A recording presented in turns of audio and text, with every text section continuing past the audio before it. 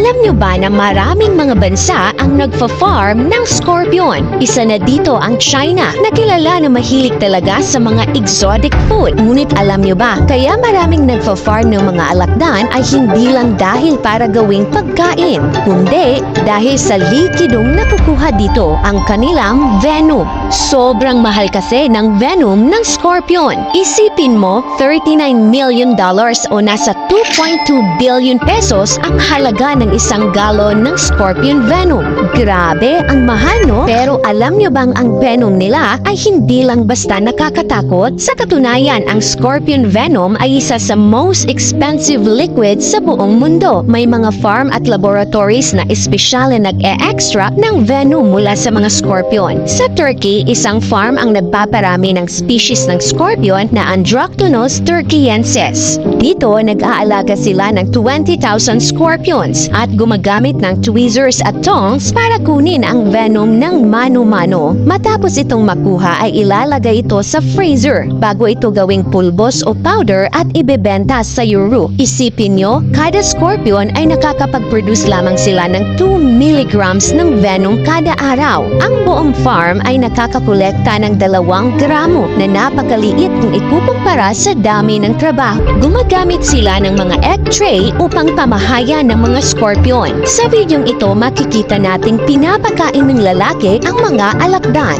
Nakakakilabot namang tingnan habang gumagapang ang mga maliliit na scorpion sa kanyang kamay. At alam nyo ba, kapag inilawan ng ultraviolet light ang mga scorpion ay nag-glow ang katawan nila. At kapag nanganak naman sila ay dinadala nila ang kanilang mga supling sa kanilang likuran. From white ay mag-iiba ang kanilang kulay habang sila'y lumalaki. Bakit kaya sobrang mahal ng scorpion venom? Ang mga scorpion ay kabilang sa arachnid family tulad ng gagamba. Sa unang tingin ay mukha silang maliit na lobsters dahil sa kanilang sipit. Ngunit ang kakaiba sa kanila ay ang kanilang segmented na buntot na siyang nakakakilabot dahil sa patusok nito sa dulo. At syempre, kilala sila dahil sa kanilang venom. Isa sa mga pinaka nakakatakot na species nito ay ang Lerus quinquistriatus o death stalker na sinasabing isa sa pinakamapanganib na scorpion sa buong mundo. Ngunit mapanganib man ay wala pa rin itong takas sa tao.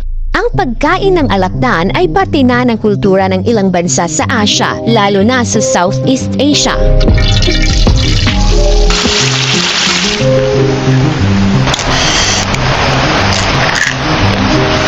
Ang venom ng scorpion ay may napakahalaga ring gamit.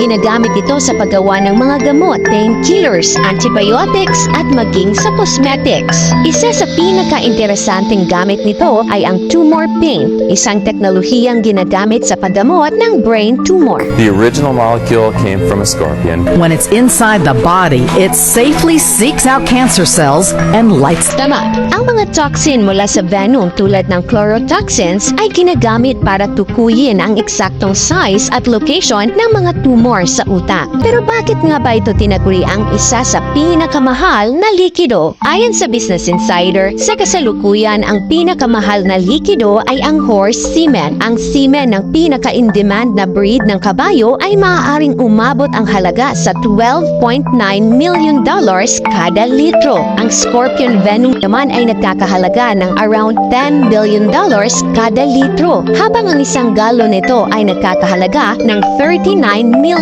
Ini-export ang scorpion venom sa France, Britain, Germany at Switzerland. Pero hindi ito binibili ng 1 litro o 1 galon mga kaasam. Sa katunayan, ibinibenta ito ng $130 kada isang patak. Bukod sa labor-intensive ang proseso ng pagmimilk, meron din itong scorpion na nakakatulong para labanan ang malaria sa mga lamok at calliotoxin na pinag-aaralan para labanan ang bone disease. At dahil sa sobrang hirap nitong makuha, isang grupo sa Morocco ang nakagawa ng remote control machine para sa pagmimelt ng venom. Kaya nitong magmelt ng 4 na scorpions ng sabay-sabay, 4 na beses na mas mabilis kumpara sa tao. Hindi maikakaila mga kaasam na ang scorpion venom ay hindi lang basta isang bagay na dapat katakutan. Ito rin ay isang likidong may malaking kontribusyon sa medisina at siyensya. Sa likod ng bawat patak nito ay ang mga posibilidad na makapagligtas ng buhay at makapagbigay ng lunas sa mga sakit.